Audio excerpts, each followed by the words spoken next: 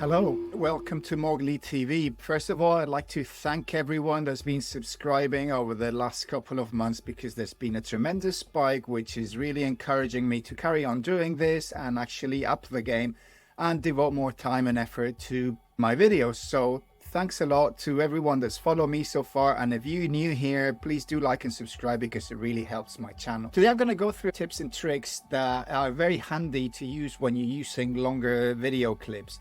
There's often cases when you're handed over a really long edit from an artist that you have to DJ with, and obviously being so long, it's impossible to actually use that in any meaningful manner that you can sync with the music. On the other hand, you might have some long footage, things that don't necessarily loop. Maybe you've got like 5 minutes or more of something that you film, like walking around through nature, some action sports footage, whatever it might be. You could spend a long time going through all your footage in something like After Effects or Premiere or whatever and just chopping it up and editing the bits you want, or you can skip all that and just go straight into Resolume. Having said that, always make sure that before you drop it into Resolume, you've converted it into DXV using Ali or any other software that might work for that. But let's get on with it. Tip number 1. So here we got this Resolume composition. It's got this clip which is not that long in the scheme of things. You could be using much longer clips, but this will suffice for now to show you a few tricks. So we've got this clip here that you can see. So what we're going to do is we're going to duplicate this. And now using the brackets in your clip, you can select any bit you want from that. It's on BPM Sync, so you'll have to tweak the number of beats that this applies to. So let's just guess that that will probably be 4.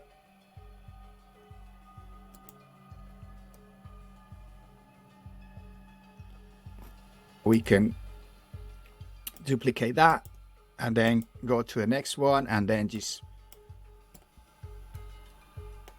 change our selection bit, and now we got 2 clips that we can play with. We can do a third one. Just move your brackets to whatever you want. I mean, I'm not really considering what I'm doing here. I'm just showing you how it's done. It's a good advantage of doing things like this is that you can actually change the number of beats that that chunk corresponds to, so you can make different parts behave in different ways, speed up, slow down. But anyway, from that one clip we had, now we've got 3. So now we can happily just trigger away, so we can cut to the beat within that one clip, which has been turned into 3. So that's a quick and dirty way of chopping up longer footage that you might have just been handed over at a gig and you haven't got time to do things properly. And it's very efficient to just do that quickly. Obviously, if you want to use these clips longer term, it's probably a lot better and a lot more efficient to actually render them out however you want, which incidentally you could do from inside Resolume. So no need to go into any other application. Do what you've seen me do and then just render them. That's simple. And not only that, but you've got complete control over seeing exactly how it loops, so you can tweak very accurately inside Resolume, seeing it live, seeing it move without having to like preview things as you have to do in timeline based editing software.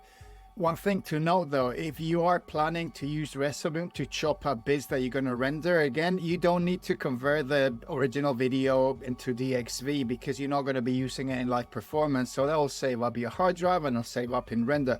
You can just drop whatever it is as long as it plays within Resolume. But yeah, let's jump into tip number 2. So the next tip is something very similar to what you've just seen, except rather than making different clips, we're going to keep the clip all where it is and we're going to use our handy cue points here. So a few tips for the cue points. Although you can set them while the clip is playing just by pressing the little button there, it might be a lot more efficient to actually stop your clip, and now we can scrub our timeline to where we want to put that marker. So let's put one there at the beginning. Let's put one there, for example. maybe one there. It's a good idea to put the markers in bits of the clip that look very different between each other, so that when you actually trigger, you can see what's happening. So I'm just going to do 4 for the example. I'll press play again, and now I've actually got these cue points mapped to my keyboard, so you can literally bash away and jump and keep things somewhere, and then let go, and then bring that back in. So there you go. That's another way of doing that. And the third tip is to use our very trusty beat looper. Note, if you have your footage assigned to timeline, for example, the beat looper disappears. So make sure that your clip is assigned to BPM so that you see your beat looper. Now let's just open. You got all these different keys that you can press. So that will be 4 beats, 2 beats, 1 beat, half a beat, etc. So if we just press 4 beats, for example, you can see that now it's looping in 4 beats. If you press 2, it's doing 2. Maybe do 1, it's doing 1. And if you have half a quarter, well, you can imagine what happens. But there's a bonus tip for the beat looper, which is you can use the beat looper in conjunction with your cue point. So if I just put the 4 beat looper switch on, and then I press any of my cue points, it will carry on looping whatever you've got assigned on the beat looper from the starting point of where your cue point is. So this is extremely powerful. You can do a lot with this. Obviously, you're limited to the 6 cue points, but to be honest, for most footage, I mean, 6 cue points is more than enough.